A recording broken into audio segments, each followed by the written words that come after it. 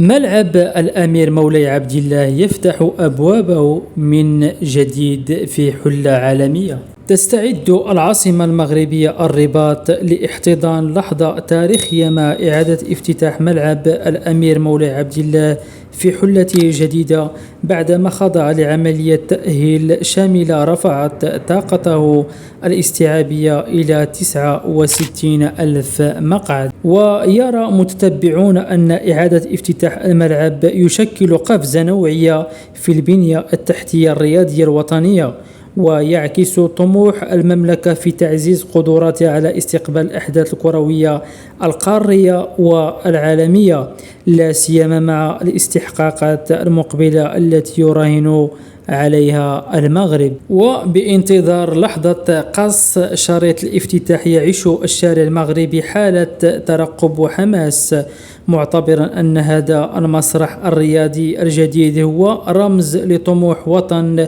وشغف جماهير تعشق كرة القدم.